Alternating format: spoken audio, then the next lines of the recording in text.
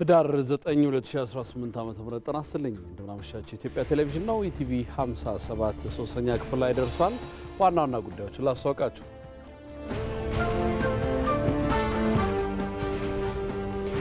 የማሌዥያው ጠቅላይ ሚኒስትር ዳቶ ሴሪ አንዋር ኢብራሂም ለ3 ቀናት ይፋዊ ስራ ጉብኝት አዲስ አበባ ገብተዋል።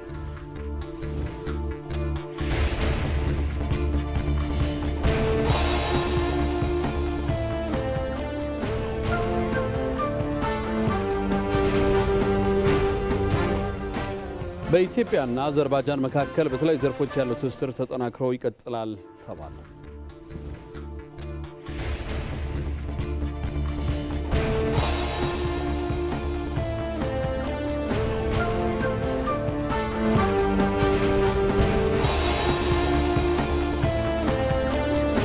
ጠንካራ ሀገረ መንግስትን የሚያጸኑ ብቁ ተቋማትን የመገንባት ጉዞ ውጤት እያስገኘ መሆኑ ተገለጸ።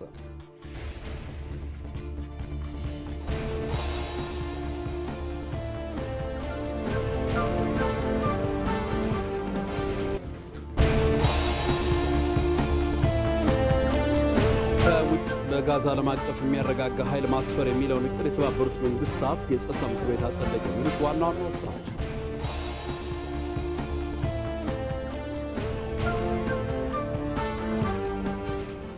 ከዜናዎቹ ጋር አንተነህ ደግፌ ነኝ። በዛሬው አጀንዳ ጉዳያችን ጠንካራ ሀገረ መንግስት የሚያጸኑ ተቋማት ውጤት እያመጡ እንደሆነ የሚዳስስ ይሆናል። በዚህ ጉዳይ ላይ ማብራሪያ እንዲሰጡን እንግዳ ጋብዘናል። እንግዳችን በብልጽግና ፓርቲ ዋና ጽሕፈት ቤት የፖለቲካና አቅም ግንባታ ዘርፍ ምክትል ኃላፊ አቶ ሙሳ አህመድ ናቸው። ሰዓቱ ሲደርስ ከእሳቸው ጋር ቆይታ የምናደርግ ይሆናል። አብራችን ቆዩ። የኢትዮጵያን ታላቅ ትርክት ልንዘግብ በየአቅጣጫው እንጓዛለን። ከፍ ብለን አዲሱን አድማስ እናያለን። የህብረትን ውበት፣ የአንድነትን ጥንካሬ እንመለከታለን። ትናንትን አርሞ ለማስቀጠል ከታሪክ ፊት እንቆማለን። የዛሬ የማንሰራራት አሻራችንን በተስፋ ብርሃን እንጽፋለን። ለነገ ትውልድ የሚተርፍ ብሔራዊ ጥቅማችንን እናማትራለን። የጋራችንን የወል መግባባት የሚያሰባስበንን የሀገር ህልም እንተርካለን። ትርክተ ኢትዮጵያ በየሳምንቱ ማክሰኞ ምሽት 3 ሰዓት ላይ በኢትዮጵያ ቴሌቪዥን።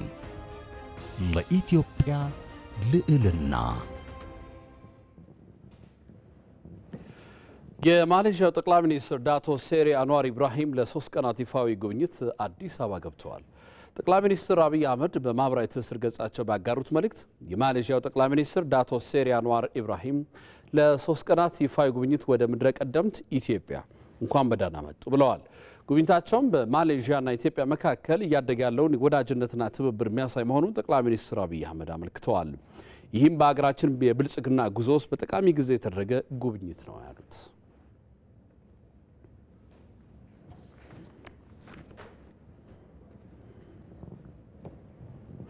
የማሌዥያው ጠቅላይ ሚኒስትር ዳቶ ሴሪ አንዋር ኢብራሂም ለ3 ቀናት ይፋዊ ጉብኝት አዲስ አበባ መግባታቸው ይታወቃል። ጠቅላይ ሚኒስትር አብይ አህመድ አቀባበልም አድርገውላቸዋል። በጉብኝቱ በማሌዥያና ኢትዮጵያ መካከል እያደገ ያለውን ወዳጅነትና ትብብር ወደ በለጠ ምዕራፍ እንደሚያሳድገውም ይጠበቃል።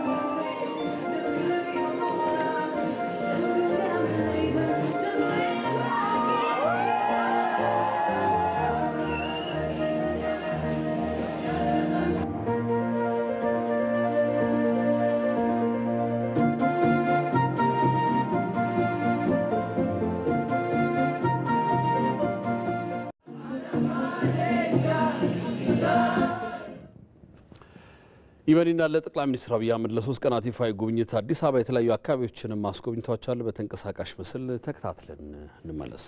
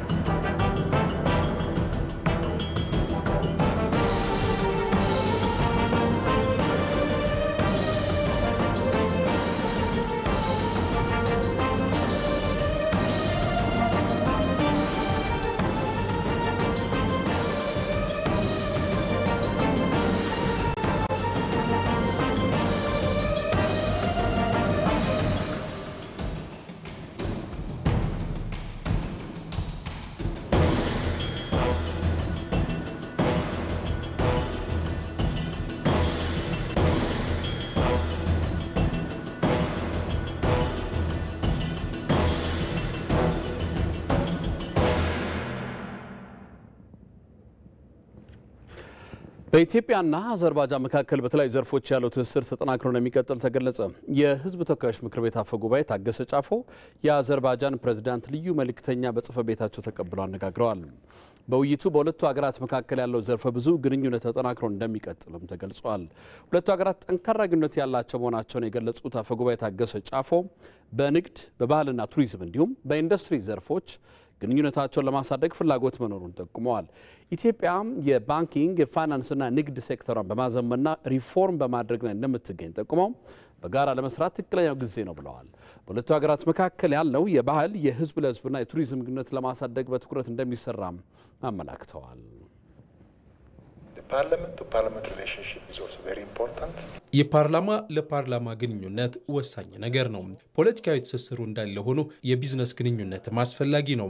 የአዘርባይጃን የንግዱ ማህበረሰብ በኢትዮጵያ በተለያዩ ዘርፎች መዋለ ንዋያቸውን ፈሰስ እንዲያደርጉ እንፈልጋለን። ኢትዮጵያ ለንግድና ኢንቨስትመንት ምቹ ሀገር ናት። በግብርና ማዕድን በማኑፋክቸሪንግ ዘርፍ ለኢንቨስትመንት ተስማሚ ሀገርም ናት። ለዚህም የአዘርባይጃን ባለሀብቶች ወደዚህ መጥተው በፈለጉት ዘርፍ እንዲሰማሩ እናበረታታለን። የፓርላማ ለፓርላማ ትስስራችንንም ይበልጥ እናጠናክራለን። ኢትዮጵያ የኮፕ 32 የአየር ንብረት ጉባኤን ለማስተናገድ የአዘርባይጃን ልምድን አበክራ ትፈልጋለች። የአዘርባይጃን ፕሬዝዳንት ልዩ መልእክተኛ ኤልቺን አምራባየቭ በኩላቸው አዘርባይጃን ከኢትዮጵያ ጋር ያላትን ዘርፈ ብዙ ግንኙነት ለማሳደግ ፍላጎት እንዳላት ገልጸዋል።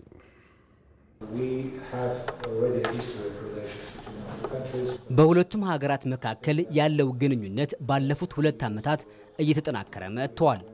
አዘርባይጃን ከኢትዮጵያ ጋር በተለያዩ ዘርፎች በትብብር እየሰራች ትገኛለች።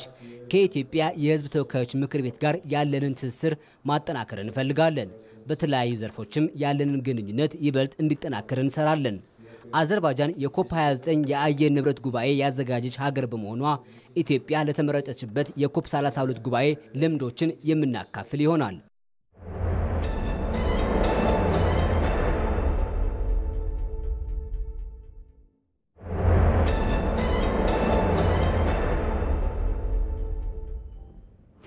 ባጀንዳ ወደ ምርናዊ ጉዳይ እናመራለን።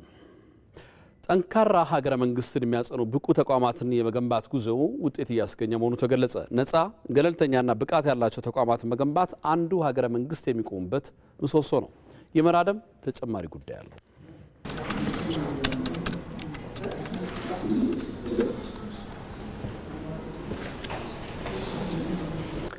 በታሪክ አጋጣሚ ኢትዮጵያን የመምራት እድል ያገኙ መንግስታት ሁሉ አፍርሶ የመገንባት አባዜን በመከተላቸው ሀገርን ወደ ኋላ አስቀርቷል። ኢትዮጵያ ረጅም ዓመታትን ያስቆጠረና ያልተቋረጠ የስነ መንግስት ታሪክ ያላት ሀገር ናት። ለመሆኑ ረጅም የስነ መንግስት ታሪክ ያላት ሀገር ኢትዮጵያ ስለምን ጠንካራ ሀገረ መንግስት መገንባት ተሳናት? ከዓለምስ ጋር የተላለፈችው የት ነው? የአንድ ታሪክ ባለሙያ ሀሳብ እስኪ እንስማ።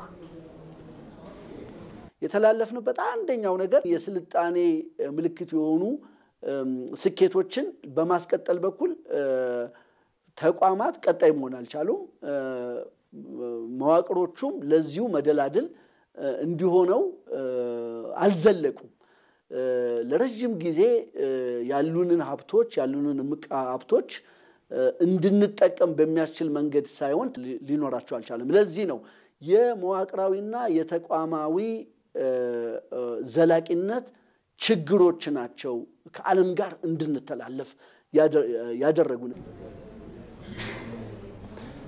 ጠንካራና ቀጣይነት ያለው የሀገረ መንግስት ይገነባ ዘንድ ይህንን የሚያጸኑ ገለልተኛ ነፃና ብቃት ያላቸው ተቋማትም መገንባት ይግድ ይላል በአሁኑ ወቅት ይህንን ታሳቢ ያደረገ ስራም እየተሰራ ስለመሆኑ ይገለጻል እስኪ በዛሬው ዘገባችን ወደ አንድ ተቋም ሄደን ያለው ነገር እናስቃኛችኋለን አብራችሁን ተከተሉ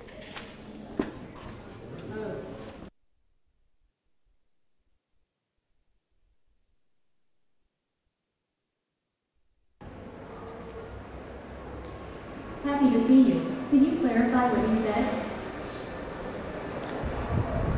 የዓለም ቀጣዩ መወዳደሪያም ሆነ መፎካከሪያ አርቲፊሻል ኢንተለጀንስ እንደሚሆን ከወዲሁ ምልክቶች እየጠቆሙ ነው። እናም ኢትዮጵያ ይህንን ታሳቢ በማድረግ ዘመኑን የዋጀውን ዘመናዊውን ዘርፍ ተቀላቅላ የአርቲፊሻል ኢንተለጀንስ ኢንስቲትዩትን አቋቁማ ወደ ስራ ገብታለች። የምንገኘው የኢትዮጵያ አርቲፊሻል ኢንተለጀንስ ኢንስቲትዩት መስሪያ ቤት ነው።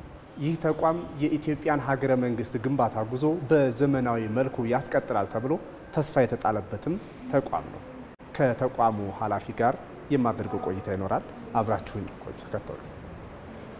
የአርቲፊሻል ኢንተለጀንስ ወይም ኤአይ ለኢትዮጵያ ምን ያህል ጠቃሚ ነው? አርቲፊሻል ኢንተለጀንስ የሚባለው ዘርፍ እጅጉን በጣም እያደገ የመጣ ዘርፍ ነው። አገራችን እንደሚባለው ሁሉ የተለያዩ አብዮቶች አንደኛው አብዮት፣ ሁለተኛው አብዮት፣ ሶስተኛው አብዮት ሲባሉ በአንደኛውም አልተሳተፍንም፣ ቆመን ነበር ስናይ የነበር ነው።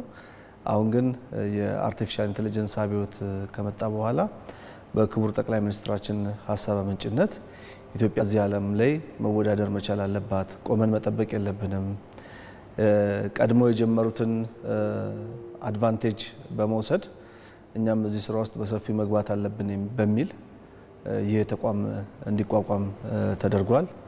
በእውነትም ስንመለከተው ደግሞ አርቲፊሻል ኢንተለጀንስ አንዱ መወዳደሪያ የሆነ ነው የመጣው፣ ለሀገራት መወዳደሪያ ነው። በኢትዮጵያ ተቋማት እንዲጠናከሩ በተለይ ደግሞ ብቁ የሆኑ ተቋማት እንዲሆኑ ከማድረግ አንጻር ወቅቱን የዋጀው የኤአይ ስራ ምን ያህል ተቋማትን ያግዛል ተብሎ ይጠበቃል? የአገልግሎት ሴክተሩን ከማሳደግ አንጻር እጅግ በጣም ከፍተኛ አስተዋጽኦ ነው የሚኖረው እና በየቦታው የሚኖሩትን ዘገምተኛ አሰራሮች ወይም ቀስ ያሉ አካሄዶችን በፍጥነት መስራትና በፍጥነት አገልግሎት መስጠት፣ እነዛን አገልግሎት በመስጠት የህዝባችንን የአገልግሎት ተደራሽነት ማስፋት፣ የአገልግሎት እርካታን መጨመር የምንችልባቸው ሁኔታዎች መስራት እንችላለን። በአገልግሎት ዘርፍ የኢትዮጵያ አርቲፊሻል ኢንተለጀንስ ኢንስቲትዩት ምክትል ዋና ዳይሬክተር አቶ ይታገሱ ደሳለኝ ለጊዜዎትና ለሰጡኝ ሀሳብ በጣም አመሰግናለሁ። እኔም አመሰግናለሁ። ታንኪዩ። የአርቲፊሻል ኢንተለጀንስ ሀሳብ የማይገባበት ወይም የማይነካው ዘርፍ የለም። ለዚህም ነው ወቅቱን ወይም ደግሞ ዘመኑን የዋጀ ተቋማትን የማጠናከር ስራም ተደርጎ የሚወሰደው። እርግጥ እኛ ዘመኑን የዋጀ ብለን አሁን የአርቲፊሻል ኢንተለጀንስ ኢንስቲትዩትን አነሳን እንጂ ኢትዮጵያ የሀገረ መንግስት ግንባታ ጉዞዋ እንዲቀጥል የተለያዩ ተቋማትም ጅምሮች ከዛ ጀምሮ እስካሁን ድረስ ዘልቀዋል። በአዲስ መልክና ዘመናዊ ሆኖ የተዋቀረው ወይም ደግሞ የተቋቋመው የሀገር መከላከያ ሰራዊት አሁን ላይ ልናነሳ እንችላለን። ከዛም ባሻገር በትውልድ ቅብብሎች ጠንካራ ተቋም ሆኖ የዘለቀውም የኢትዮጵያ አየር መንገድንም እንደ ምሳሌ የሚነሳ ነው። ከዚህ አንጻር ኢትዮጵያ አሁን ላይ ጠንካራና ቅቡልነት ያለው ሀገረ መንግስት ግንባታ ጉዞዋን ለማጽናት ገለልተኛ ነፃና ብቁ የሆኑ ተቋማትን የመገንባት ስራው ተጀምሯል። በዚህም እንደ አርቲፊሻል ኢንተለጀንስ ያሉ ተቋማትና ሌሎች የጸጥታና የመከላከያ ተቋማትም ጭምር ውጤት እየታየባቸው መሆኑም የሚታይ ሀቅ ነው። በዚህ ጉዳይ ላይ ተጨማሪ ማብራሪያ ሊሰጡን በብልጽግና ፓርቲ ዋና ጽሕፈት ቤት የፖለቲካና አቅም ግንባታ ዘርፍ ምክትል ኃላፊ አቶ ሙሳ አህመድን እዚህ ስቱዲዮአችን ድረስ ጋብዘናል። ከእሳቸው ጋር ቆይታ እናደርጋለን። በጣም አመሰግናለሁ አቶ ሙሳ። እኔም በጣም አመሰግናለሁ። መልካም። እንግዲህ ቀደም ሲል ያየነው ዘገባ ነፃ ገለልተኛ የሆኑ በተለይ ለሀገረ መንግስት ግንባታ ላይ ትልቅ ፋይዳ ያላቸው ተቋማት መገንባት ጉዳይ ላይ ትኩረት ያደረገ ነው። ኢትዮጵያ ሀገረ መንግስት መስረታ ታሪክ በጣም ረጅም ታሪክ ያላት ሀገር ነች። አንዳንዶች ሀገር ሳይሆኑ መንግስት ሳይኖራቸው ሀገር የነበራት መንግስት የነበራት ትልቅ ሀገር ነች። ግን አሁንም ሀገረ መንግስት ግንባታው አልተጠናቀቀም የሚሉ ሀሳቦች በተለያየ ጊዜ ይነሳሉ። በተለይ የተቋማት ግንባታ ሂደቶች ፈተና ያጋጥማል። ብዙ ጊዜ ለሀገረ መንግስት ግንባታው እንቅፋት ከሚሆኑት አንዱ የተቋማት ግንባታ ጉዳይ ነው። ኢትዮጵያ የተጠናቀቀ ሀገረ መንግስት ላለመገንባቷ መሰረታዊ ምክንያቶች ምንድናቸው ብለው ያነሳሉ? ከተነሱት ውጭ እጅግ ጋር ያመሰግናለሁ በዚህ አጀንዳ ላይ ስለጋበዛችሁን። በቅድሚያ እንግዲህ ይሄ የሀገረ መንግስት ጉዳይ ትልቅ አጀንዳ ነው። የሀገረ መንግስት ጉዳይ የሚመጣው በዋነኝነት የሶሻላይዜሽን ውጤት ነው፣ የአስተምሮ ውጤት ነው። ስለዚህ በዚህ አጋጣሚ ሚዲያ የመሰለ ተቋም ደግሞ እንደ ኢቢሲ የመሳሰሉት በዚህ ደረጃ ላይ ሀገረ መንግስት ጉዳይ ላይ በዚህ አግባብ አጀንዳ አድርጎ ማቅረባቸው ትልቅ ምስጋናና በቀጣይ ተጠናክሮ መቀጠል ያለበት ጉዳይ ነው ብዬ አስባለሁ። የሀገራችን የሀገረ መንግስት ታሪክ ሲታይ በተለይ ሀገራችን ደግሞ ከሌሎች በተለይ የአፍሪካ ሀገራት አኳያ ሲታይ ከቀኝ ግዛት ስር ያልነበረች ሀገር በመሆኗ የራሷ ረዘም ያለ የሀገረ መንግስት ታሪክ መሰረት ያላት ሀገር ናት። በሌላ አነጋገር በኢትዮጵያ ውስጥ ኢትዮጵያ የምትባለው ሀገር ከተሰራች የቆየች ሀገር ናት። አገሪቱ ከተሰራ ማለት ግን ሀገረ መንግስት ግንባታ ላይ ሲንከባለል የቆየ ፕሮጀክት አንዳንድ ጊዜ ሲገነባ ሲፈርስ የመጣ ፕሮጀክት ነው። ስለዚህ ተጠናቋል የሚባለውም ትክክል ነው፣ ትክክል አይደለም። ተጠናቋል እንደተባለው ሀገረ መንግስት ግንባታው ተጠናቋል የሚባለው ትክክል ነው ማለት ነው፣ አልተጠናቀቀም። ለዚህ ደግሞ ለምንድን ነው እንደዚህ የሆነው? ዋናው የመረጥናቸው ሀገረ መንግስት የሚገነባባቸው ፖሊሲዎች ናቸው። ሀገረ መንግስት የሚገነባባቸው የመንግስት ሞዴሎች ናቸው ማለት ነው። ምክንያቱም ሀገረ መንግስት እያንዳንዱ ሀገር ሲገነባ መነሻው ከዛ ሀገር ነባራዊ ሁኔታ መነሳት አለበት። ሀገራችን ብዙ ማንነት ያለበት ሀገርና ህብረ ብሔራዊነት ያለበት ሀገር ነው። ስለዚህ ለምንድን ነው ያልተሳካው? እስካሁን ድረስ የተደረጉ ጥረቶች በዋነኝነት ለዚህ የሚመጥን ለሀገራችን ነባራዊ ሁኔታ የሚመጥን ፖሊሲ እና የመንግስት ሞዴል ተከትለን በዛ መንገድ ስላልሰራን ነው። ለዚህ ደግሞ ተቋማት ትልቅ ሚና አላቸው። ለሀገረ መንግስት ግንባታ ትልቅ ሚና የሚጫወቱት ተቋማት ናቸው። ገለልተኛ፣ አካታችነት ያላቸው ተቋማት ነጻ በሚሰጣቸው አሰራርና ህግ መሰረት ብቻ ለህዝብ አገልግሎት የሚሰጡ ተቋማት ሲኖሩ ነው ጠንካራ ሀገረ መንግስት መገንባት የሚቻለው ማለት ነው። በዚህ ምክንያት እስካሁን ድረስ የጀመሩ ጥረቶች ያልተሳካው በዚህ መንገድ አካታች የሆነ ገለልተኛ የሆነ ነጻ በህግና በህግ ብቻ የሚሰራ ተቋማት ተገንብቶ ባለመምጣታቸው እስካሁን ድረስ የሀገረ መንግስት ግንባታ አሁንም ድረስ ቢያሰራችን ሆነው ቀጥለዋል ማለት ነው። ይህ ጉዳይ በሀገራዊ ለውጥ ተከትሎ የመጡት ተቋማት ግንባታ ላይ አሁን የሚታዩ ትልቅ ተስፋዎች አሉ። ስለዚህ እሱን አጠናክረን የምንሰራ ከሆነ ሀገረ መንግስት ግንባታ ሂደታችን በተሳካ ሁኔታ በተለይ ደግሞ አርቲፊሻል ኢንተለጀንስ ማሳያ መሆን ይችላል። ኢንተርቬንተሪ ማንሳት እንችላለን። መከላከያ ተቋም ያለበት ሁኔታ ከነበረበት የአንድ ፓርቲ ወገንተኝነት ተላቆ ለህዝብ የሚቆም ፓርቲ የሆነበት ተቋም ያለበት ሁኔታ ማንሳት እንችላለን እና በዚህ ደረጃ አጠናክር ምን ከሆነ ጠንካራ ሀገረ መንግስት መገንባት የሚቻልበት እድል ሰፊ ነው ማለት ነው። ግድ የሁለተኛውን የመጨረሻው ጥያቄ ላድርግና ለምሳሌ እንደ ኢትዮጵያ እንደ ሀገር እንድትጸና እና ጠንካራ ተቋማት እንዲገነቡ ስብራቶችን የማቃናት በተለያየ ጊዜ የሚደርሱ ወይም ያጋጠሙ ተንከባለው የመጡ ስብራቶች አሉ። ነባር ዕዳን ደግሞ የሚያሻግር እንደዚህ ፈጣን ለውጥ ማምጣት እንደሚያስፈልግ የመደመር መንግስት እሳቤ ላይ በጉልህ ተቀምጧል። ይህን እሳቤ እንዴት ነው እውን ማድረግ የሚቻለው? ስብራቶች እንዴት ይጠገኑ? ቅድም እንዳልኩት ዋና ስብራቱ ለሀገረ መንግስት ግንባታችን ሲገነባ ሲፈርስ የመጣበት ዋና ምክንያት ለመገንባት የመረጥነው የፖሊሲያችን ነው፣ የመረጥነው የግንባታ ሞዴላችን ስለሆነ ማለት ነው። ይሄ ደግሞ በመደመር መንግስትም እንደ መደመር መጽሐፍም በመደመር መንግስት በተገለጸው መሰረት መደመር መንግስት ዋናው መሪሁ አካታችነት ነው። ስለዚህ አንዱ ስብራት አካታች ተቋማት አልነበሩ። አንዱ ስብራት ገለልተኛ የሆኑ ተቋማት አልተገነቡም።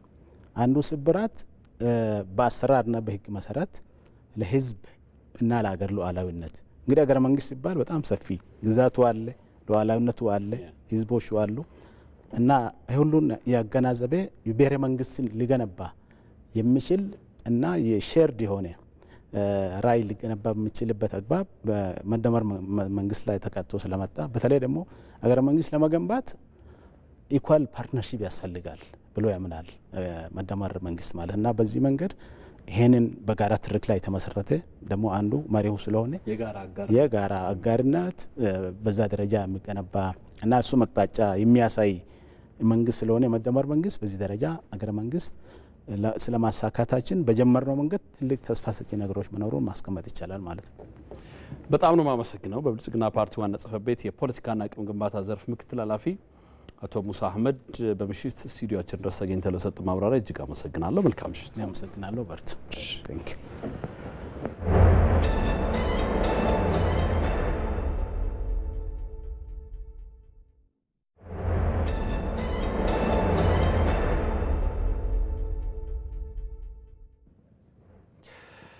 ኢቲቪ 57 ከኢትዮጵያ ቴሌቪዥን ይቀጥላል። እየተከታተላችሁን ስለሆነ እናመሰግናለን።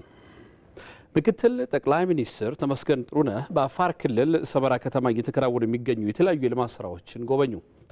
ምክትል ጠቅላይ ሚኒስትር ተመስገን ጥሩነህ አፋር ክልል ሰመራ ሱልጣን አሊ ሚራ አየር ማረፊያ ሲገቡ የአፋር ክልል ርዕሰ መስተዳድር አወል አርባና የከተማና መሰረተ ልማት ሚኒስትር ጫልቱ ሳኒን ጨምሮ የፌዴራልና ክልል ከፍተኛ የስራ ኃላፊዎች ደማቅ አቀባበል አድርገውላቸዋል። ምክትል ጠቅላይ ሚኒስትር ተመስገን ጥሩነህ በሰመራ ከተማ ለአገልግሎት ክፍት የሆነውን ኮራ የአንድ ማዕከል አገልግሎትን ጎብኝተዋል። በተጨማሪም በመጠናቀቅ ላይ የሚገኝ የመጀመሪያ ምዕራፍ የኮሪደር ልማት ስራን ከፌዴራልና ክልል ከፍተኛ አመራሮች ጋር ሆነው ጎብኝተዋል። የከተሞች እድገት ለኢትዮጵያ ልህቀት በሚል መሪ ሀሳብ እየተካሄደ የሚገኘው 10ኛው የከተሞች ፎረም አጠቃላይ ፕሮግራም በነገው ዕለት ይካሄዳል። ዘገባው ሪፖርተራችን ሁሴን መሐመድ ነው።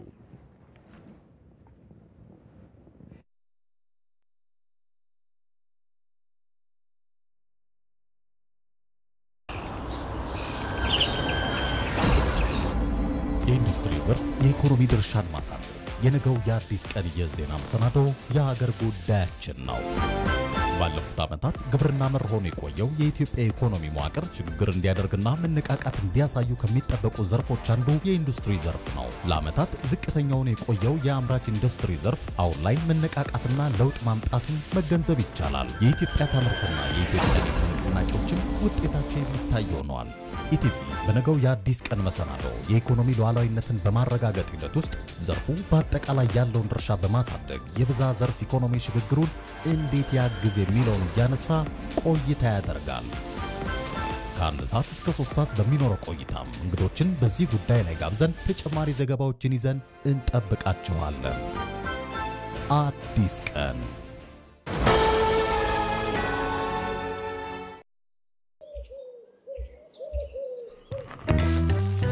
ቆይ አንዴ እንዳትሄድ ጠብቀኝ።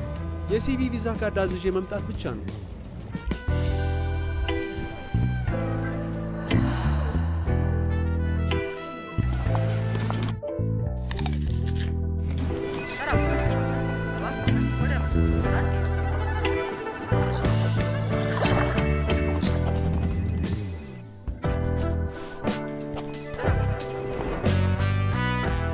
ባንኮ በመዳፎ በያዙት ስልኮ ቤቶ ድረስ ከተፍ ይላል። ሰላም ጤና ይስጥልኝ።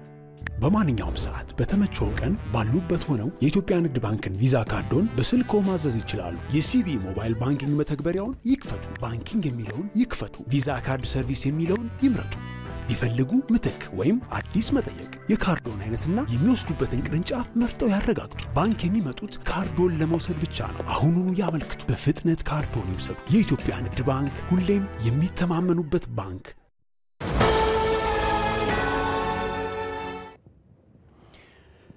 የግብርና ምርታማነት ለማሳደግ እየተሰራ ያለው ስራ አርሶ አደሩ ራሱን በምግብ እንዲችል ከማድረግ በዘለለ የምግብ ሉዓላዊነት ለማረጋገጥ ፈርቀዳጅ ሆኗል። አምና በበጋ መስኖ ስንዴ ልማት ከ4.7 ሚሊዮን ሄክታር መሬት 172 ሚሊዮን ኩንታል ምርት በመሰብሰብ ምርታማነትን ለማሳደግ ተችሏል። ቶማስ ኃይሉ በዚህ ጉዳይ ላይ ያሰናዳው ዘገባ አለ። በኦሮሚያ ክልል ባሌ ዞን ጎባ ወረዳ ነዋሪ የሆኑት አርሶ አደር ግዛው ደምሴ በኩታ ገጠም የሰብል ልማት ከሌሎች ጋር በመጣመር ስንዴ መዝራትና ምርትና ምርታማነትን ማረጋገጥ የሚሆን ጥሩ ገቢ ማግኘት ከጀመሩ በጣት የሚቆጠሩ ዓመታት ሆኗቸዋል። አሁን ደርሰዋል። ይሄ በአንድ ሄክታር ፊት ከ20 እስከ 30 ወይም እስከ 25 ነው የምናገኘው። አሁን ግን ከሄክታር እስከ 60 እስከ 65 ክላስተር ከጀመርን ያው ድሮ ቀለባችንም ከክረምት እስከ በጋ ላይቆይም ይችላል። አሁን ከቀለባችን አልፈን ለገበያም እያቀረብን ቤተሰባችን ድሮ ጎጆ ውስጥ ነው የምንኖረው። አሁን በቆርቆሮ ቤት ነው ቤታችን ብትሄዱት። ድሮ የቁርበት ወንበር ላይ ነው የምንቀመጠው። አሁን የተሻሻለ ነው። ይህ የአርሶ አደር ግዛው ደምሴ የስኬት ተሞክሮ የብዙዎች ነው። ምክንያቱም መንግስት ለግብርና የሰጠው መጠነ ሰፊ ትኩረት በዋናነት ማንሳት ይቻላል። የምግብ ሉዓላዊነትን ለማረጋገጥ መንግስት እሰራለሁ ብሎ ሲነሳ ለዘመናት ያልተሻሻለውን ግብርና በማዘመንና አዳዲስ የግብርና ቴክኖሎጂዎችን በማስተዋወቅ ምርታማነትን ለማሳደግ ታሳቢ ያደረገ ነው። ይህም አበረታች ውጤትን እያስመዘገበ ነው። ኢትዮጵያ መለመን የለባትም። ልጆቿ ተክተው ሰርተው ከልመና ራሳቸውን መገላገል አለባቸው የሚለው እምነት ፍሬ እያፈራ መጥቶ በቅርቡ እንደገለጽኩት ዘንድሮ 23 ሚሊዮን ኢትዮጵያውያን ከሴፍቲኔት ተረጂነት ነፃ ወጥተዋል። ይህ የማንሰራራት ትልቁ ማሳያ፣ የእናንተ አመራር ትልቁ ማሳያ፣ ኢትዮጵያ ከጥገኝነት የሚገላግላት ትልቁ ማሳያ ስለሆነ ሁላችንም ኩራት ሊሰማን ይገባል። ከ3 ዓመታት በፊት በኩታ ገጠም የሚታረሰው መሬት ከ7 ሚሊዮን ሄክታር መሬት ያነሰ ቢሆንም አምና 13 ሚሊዮን ሄክታር መሬት ማረስ ተችሏል። የበጋ መስኖ ስንዴ ልማት በ1.3 ሚሊዮን ሄክታር መሬት 53 ሚሊዮን ኩንታል ምርት ማግኘት የተቻለ ሲሆን አምና ግን በ4.7 ሚሊዮን ሄክታር መሬት ላይ 172 ሚሊዮን ኩንታል ስንዴን ማምረት ተችሏል። ይህ የእይታ ለውጥ ታዲያም ስንዴን ለሀገር ውስጥ ፍጆታ ከመጠቀም በዘለለም ከተለያዩ የውጭ ሀገራት ለስንዴ ግዢ ይወጣ የነበረውን እስከ $1 ቢሊዮን ማስቀረትም ተችሏል። ምርትና ምርታማነትን ማሳደግ እንደምንችል አውቀናል። በጥራት አምርተን ኤክስፖርት ማድረግ እንደምንችል አውቀናል፣ አረጋግጠናል። ኢምፖርትን ሰብስቲቲዩት ማድረግ ማስቀረት እንደምንችል አውቀናል። የስራ ዕድል መፍጠር እንደምንችል አይተናል። ይሄን ልምምዳችንን በየጊዜው እያሳደግንና እያሰፋን የምንሄድበት እድል ፈጥሯል ስንዴ ብለን ነው የምናስበው። በስንዴ በተሰራው በሌሎችም የግብርና ስራዎች ለራሳችን ትልቅ ኩራት ሆነናል። ለሌሎች የአፍሪካ ሀገሮችም ጭምር ኩራት ሆነናል። መተው እያዩት ነው፣ እየጎበኙ ነው፣ ልምድ ከኢትዮጵያ እየወሰዱ ነው። ሌሎች ዓለማትም ጭምር እየመሰከሩ ነው። ክቡር ጠቅላይ ሚኒስትራችንም ለይሄንን ስራ ውጤታማ ለማድረግ ለሰጡት ሊደርሺፕ እና ኮሚትመንታቸው የአግሪኮላ ሽልማትን በዓለም የምግብና እርሻ ድርጅት ሪኮግናይዝ ተደርጓል። ይሄንን በእጅ የያዙት ወርቅ ሪኮግናይዝ ማድረግ ደግሞ እኛንን ወደ ኋላ የቀረ ነው ብዬ ነው የማስበው እንጂ አፍሪካም ሌላው ዓለም ኢትዮጵያ እንዴት ነው ወደዚህ አይነት ለውጥ ልትገባ የቻለችው የሚል አፕሪሺዬሽን አላቸው። የግብርናው ምርታማነት ለማሳደግ በተሰራው ስራ ባሳለፍነው የምርት ዘመን 31 ሚሊዮን ሄክታር መሬት በማረስ 1.5 ቢሊዮን ኩንታል ምርት ማግኘት ተችሏል። ይህ እንግዲህ መንግስት ድህነትን ለማጥፋትና ከተረጂነት ለመላቀቅ የተለያዩ እርምጃዎችን በመውሰዱ ሲሆን ሀገራዊ ሁለንተናዊ ለውጥ ለማምጣትም ከራስ አልፎ ለሌሎች ለመትረፍ ይቻል ዘንድ ጭምር ውጤታማ ተግባራት ስለመጀመራቸው አመላካች ሆኗል። የገበያ ተኮር ኩታ ገጠም ግብርና መርሃ ዘርፉን ለማዘመን መሰረት የሚጥል መሆኑን የግብርና ሚኒስትሩ አዲሱ አረጋ ገለጹ። 6.5 ሚሊዮን አርሶ አደሮችን ተጠቃሚ ያደርጋል የተባለው ሁለተኛው ምዕራፍ ገበያ ተኮር ኩታ ገጠም ግብርና መርሃ ግብር ይፋ ተደርጓል። ሙሉ ግርማ ተጨማሪ አለው። አርሶ አደር ፈይሳ ቡታ በኦሮሚያ ክልል አርሲ ዞን የጦሳ ወረዳ ነዋሪ ናቸው። የሁለተኛው ምዕራፍ የግብርና ገበያ ተኮር መርሃ ግብር መድረክ ላይ ተገኝተው አገኘ ናቸው።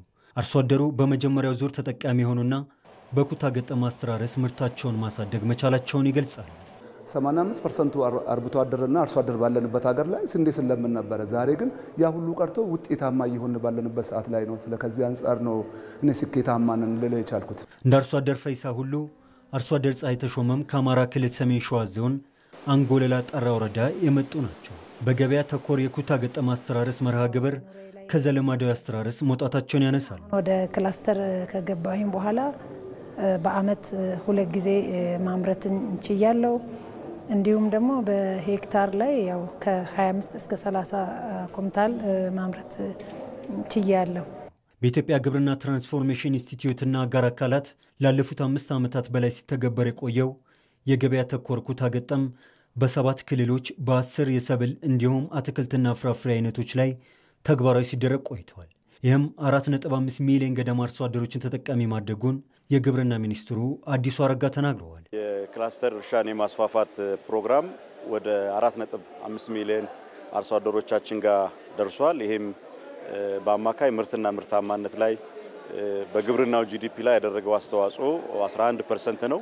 ይህም በመሆኑ የአርሶ አደሮቻችን የአሰራር ባህል ቴክኖሎጂን የመጠቀም እንዲሁም ደግሞ ካመረቱ በኋላ ምርቶቻቸው ላይ እሴት ጨምሮ ከመሸጥና በአጠረ ግብይት ሰንሰለት ውስጥ የመግባት ሁኔታ እየተሻሻለ መጥቷል። አሁን ላይ ይፋ የተደረገው የሁለተኛው ምዕራፍ የግብርና ኮመርሻላይዜሽን ክላስተር የተሰኘው መርሃ ግብር በቀጣይም 6.5 ሚሊዮን አርሶ አደሮችን ተጠቃሚ እንደሚያደርግ ተገልጿል። በ9 ክልሎች የሚተገበረው መርሃ ግብርም ከ10 ወደ 18 የግብርና ምርቶች ላይ የሚሰራ ነው። ይህም መርሃ ግብርም የግብርና ትራንስፎርሜሽን ስራውን እውን ለማድረግም መሰረት የሚጥል ነው ብለዋል የግብርና ሚኒስትሩ። 6.5 ሚሊዮን በላይ አርሶ አደር ጋር እንደርሳለን። ለአየር ንብረት ለውጥ የማይበገር ግብርናን ከማስፋፋት ጀምሮ የወጣቶችና የሴቶችን ተጠቃሚነት በሚያረጋግጥ መልኩ የግብርና ትራንስፎርሜሽኑን መሬት ለማስያዝ መሰረት የሚጥል ስራ ይሆናል ተብሎ ይታመናል። በሁለተኛው ምዕራፍ መርሃ ግብር በኩታ ገጠም ሲያመርቱ የነበሩ አርሶ አደሮች የእሴት ሰንሰለት ላይ በመሳተፍ የግብርና ቢዝነስ ድርጅት እንዲያቋቁሙ እንደሚደረግም የኢትዮጵያ ግብርና ትራንስፎርሜሽን ኢንስቲትዩት ዋና ዳይሬክተር ዶክተር ማንደፍሮ ንጉሴ ገልጸዋል። የአርሶ አደሮች ማምረትና አግሪ ቢዝነስ ኩባንያ መመስረት የሚያስችለን እነሱን አሁን እንደ ግል ባለሀብት አይታዩ እነዚህ ሼር ሆልደር ሆኖ በኩታ ገጠም የሰሩትን ስራ የሚያገኙትን ጠቀሜታ እንደ ቢዝነስ ኢንተርፕራይዝ ሆኖ እንዲታወቁ ነው። ወደፊት በኩባንያ መልክ ኢትዮጵያን ወክለው ትልልቅ የውጭ ሀገር ኩባንያዎች የምንላቸውን አይነት ኩባንያዎች እንዲሆኑ ያንን መሰረት ለመጣል እና አርሶ አደር ፈይሳ ቡታ ከኩታ ገጠም ባለፈም ድርጅት በማቋቋም ወደ እሴት ሰንሰለቱ ለመሳተፍም ዝግጁ መሆናቸውን ይገልጻሉ። ስንዴን ብታቀርበው ዛሬ በራሱ ስም ክላስተሩ በራሱ ስም ፋብሪካ አቋቁሞ ያንን ዱቄቱን አምርቶ ለተጠቃሚው ማድረስ ነው። ተረጂ የሆኑ ተፈናቃዮች ራሳቸውን እንዲችሉ 300 ሺዎች በመርሃ ግብሩ እንደሚታቀፉም ተገልጿል። በጠቅላላውም መርሃ ግብሩን ተግባራዊ ለማድረግ 128 ሚሊዮን ዶላር ፈሰስ ይደረግበታልም ተብሏል።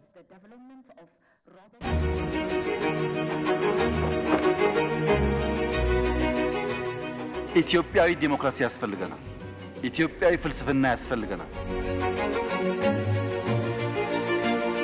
ከውጭ የደረት ነው ሁሉ የትም ሊያደርሰን አልቻለም። የራሳችንን ችግር በራሳችን አይን ኢትዮጵያን ሊያሻግር የሚችል ፍቱን መድኃኒት ነው።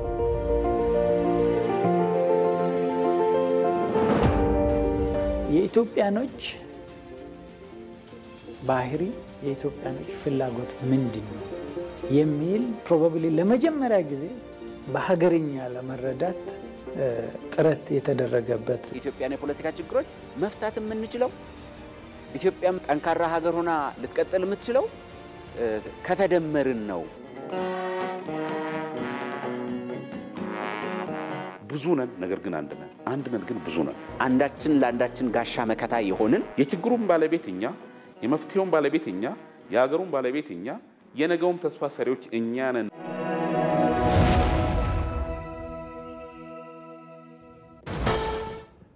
በምዕራብ ጉጂ ዞን በ900 ሚሊዮን ብር የሚገነባው የሃምበላ ዋመና ሆስፒታል ግንባታ ተጀመረ። የሆስፒታሉ ግንባታ ሲጠናቀቅ ከ350 ሺህ በላይ ለሚሆኑ ዜጎች የሕክምና አገልግሎት መስጠት እንደሚችልም ተገልጿል። ዛህራ መሐመድ ተጨማሪ አላት። የጤና ተቋም አገልግሎት በቅርበት አለመኖር በህብረተሰብ ጤና ላይ ያለው ተጽዕኖ ቀላል የሚባል አይደለም። በተለይ በእናቶችና ህጻናት ላይ የሚፈጠረው ችግር ይበረታል። በምዕራብ ጉጂ ዞን የሃምባላ ዋመና ወረዳ ነዋሪዎች የጤና አገልግሎት በቅርበት ባለማግኘታቸው ረጅም ጊዜ ተቸግረዋል። አሁን ግንባታው የተጀመረው የሃምበላ ዋመና ሆስፒታል ችግራችንን ይፈታል ብለው ተስፋ አድርገዋል። ያዋስ አናከና የዚህ አካባቢ ነዋሪ ደህና የጤና ተቋም አልነበረውም። ከዚህ ዲላ፣ ሐዋሳ፣ ቡሌ ሆራ እየሄደ ነበር አገልግሎት የሚያገኘው። የዚህ ሆስፒታል ግንባታ መጀመሩ ለህብረተሰቡ ትልቅ ተስፋ ነው። አሁን ለፈጣሪ ምስጋና የደረሰው መንግስትንም እናመሰግናለን። ከነበርንበት ችግር አንጻር አሁን ያገኘነው ነገር ትልቅ ነው። ደስታችንንም ለመግለጽ እንቸገራለን። ጥያቄያችን ዛሬ ተመልሷል። እናቶችና ህፃናት የተሻለ ሕክምና እንዲያገኙ ትናንት የተፈተንበት ችግር እንዳይኖር ያግዘናል። የሆስፒታሉን ግንባታ ያስጀመሩት የኦሮሚያ ጤና ቢሮ ተወካይ ተስፋዬ ዳዲ የጤና አገልግሎት የህብረተሰቡ የረጅም ጊዜ ጥያቄ መሆኑን ገልጸው ሆስፒታሉ በተያዘለት ጊዜ ውስጥ ተገንብቶ አገልግሎት እንደሚሰጥ ተናግረዋል። የሮ ዳንጋ ካሜሰና ገዲቲ ከዚህ ቀደም ባሉ የጤና ተቋሞቻችን የምንችለውን አገልግሎት ስንሰጥ ቆይተናል። ነገር ግን የጤና ተቋማት ለህብረተሰቡ ከሚኖራቸው ፋይዳ አንጻር የሆስፒታል መጀመሩ ትልቅ እፎይታ ይሰጣል። በታሰበው የጥራት ደረጃና በጊዜው ሲጠናቀቅ የሚፈለገውን አገልግሎት ለመስጠትም ያስችላል። የምዕራብ ጉጂ ዞን አስተዳዳሪ አዱላ ሄርባዬ መንግስት ህብረተሰቡን ተጠቃሚ በሚያደርጉ ፕሮጀክቶች ላይ ትኩረት በማድረጉ የህብረተሰቡን የጤና አገልግሎት ለማሟላት የሆስፒታሉ ግንባታ መጀመሩን ተናግረዋል። ሞቱማ በዳዲና ጭና ዳበተኒ የረጅም ጊዜ ጥያቄያቸው የነበረው የጤና ተቋም አገልግሎት ዛሬ ምላሽ አግኝቷል። ይህ በ900 ሚሊዮን ብር በጀት በ3 ዓመት ውስጥ ለማጠናቀቅ ታስቦ የተጀመረው ሆስፒታል ስራ ሲጀምር ለአካባቢውና ለተጎራባች ዜጎች ትልቅ አገልግሎት ይሰጣል። ግንባታው እንዲጠናቀቅ የእናንተ ድጋፍ በእጅጉ ያስፈልጋል። የምዕራብ ጉጂ ዞን ጤና ጽሕፈት ቤት ኃላፊ ሲስተር ጽዮን አለማየሁ በበኩላቸው የሆስፒታሉ ግንባታ ሲጠናቀቅ ከ350 ሺህ በላይ ሰዎች የሕክምና አገልግሎት መስጠት እንደሚችል ነው የተናገሩት። ሐዋሳ ናምበላ ጋፊ ሆስፒታል አቀብ ይህ ሆስፒታል ሲጠናቀቅ የአካባቢ ነዋሪዎችን ጨምሮ ከ350 ሺህ በላይ ለሚሆኑ ተጎራባች ዜጎችም አገልግሎት መስጠት ያስችላል። ዘገባው የምዕራብ ጉጂ ዞን ኮሚኒኬሽን ጽሕፈት ቤት ነው። የሀገር ጉዳይ በዚህ ሳምንት ይጀምራል። ወደብ ሸቀጥ ነው ማለት እንችላለን ወይ? ጥያቄው በወደብ ደረጃ የሚመለስ ጥያቄ አይደለም። ይሄ ጥያቄ ሲሪየስ ጥያቄ ነው። የእጅ መጠቋቆም ብቻውን አይበቃም። በሀገር ጉዳይ ጥልቅ ሀገራዊ ሐሳቦችና ቀጠናዊ ትንታኔዎች ለውይይት ይቀርባሉ። የኤርትራን የኮሎኒያል ቅኝ ግዛት የሚለውን እኔ ተረት ነው። ቀኝ አልተገዛ ነው። እኛስ ቀኝ ተገዢ የሆኑ ሀገራት የቀኝ ግዛት ስምምነትን ቢቀበሉ ኦኬ ተገዝተው ነበረ። እኛ ያለ መገዛታችን ትሮፊ ምንድነው? እዛ ውስጥ ኤግዛክትሊ ምንድነው? እኛ ያለ መቀበል እኮ መብት አለ። ሰጥቶ መቀበሉ ዲፕሎማሲው ምናምኑ እንደተጠበቀ ሆኖ ከነዚህ ከዲፕሎማሲው ከምን ውጪ ሌላኛው መንገድ ምንድነው? ሆኖ መገኘት ነው። በምን የሀገር ጉዳይ ረቡዕና አርብ ከምሽቱ 3 ሰዓት ከሩብ በኢቲቪ ዜና ቻናል መቅረብ ይጀምራል። የኢትዮጵያ ብሮድካስቲንግ ኮርፖሬሽን ለኢትዮጵያ ልዕልና። የውጭ ዜና። በጋዛ ዓለም አቀፍ የሚያረጋጋ ኃይል ማስፈር የሚለውን እቅድ የተባበሩት መንግስታት ጸጥታው ምክር ቤት አጸደቀም። የትራምፕ እቅድ በሆነው ይህን ዓለም አቀፍ የሚያረጋጋ ኃይል በጋዛ ማስፈር ላይ የተባበሩት መንግስታት ድርጅት የጸጥታ ምክር ቤት ሰኞ ዕለት ውይይት ካደረገ በኋላ ነው ያጸደቀው። እቅዱ ዓለም አቀፍ የሰላምና ጸጥታ አረጋጊ ኃይል በጋዛ እንዲሰፍር የሚያስችልና እንዲሁም ነፃ ወደ ሆነም የፍልስጤም መንግስት የሚወስደው መንገድ በዝርዝር ያካተተ ነው ተብሏል። እቅዱ 2 ዓመት በላይ ለፈጀው ጦርነትና በቅርቡ ለተደረሰው ደካማ ለተባለው የተኩስ አቁም ስምምነት ጉልህ ውጤት ያስገኛል ተብሎ ተስፋ ተጥሎበታል። እቅዱ ብሪታንያ፣ ፈረንሳይና ሶማሊያን ጨምሮ በ13 ሀገራት የተደገፈ ሲሆን ሀሳቡን የሚቃወም ድምፅ የሰጡ ሀገራት የሉም ተብሏል። በምክር ቤቱ ቬቶ ፓወር ወይም ድምፅን በድምፅ የመሻር መብት ያላቸው ሩሲያና ቻይና በእቅዱ ዙሪያ ድምፅ ታቅቦ አድርጓል የተባለው። ለዓለም አቀፍ ኃይል ወታደር ለማቅረብ በርካታ ኃይሎች ፍላጎት አሳይተዋል። ውሳኔውን ሐማስ የፍልስጤማውያን መብቶችና ጥያቄዎች አላሟላም፣ እንዲሁም በተለይ በጋዛ ሰርጥ ሞግዚት የማስፈር የሚለውን በመቃወም ውድቅ አድርጎታል እየተባለ ነው። ዘገባው የፍራንስ 24ና ቢቢሲ ነው።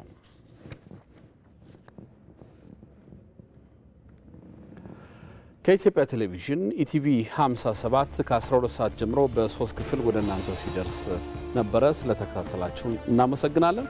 አንተነህ ደግፌ ነኝ። ሰላም ደሩ።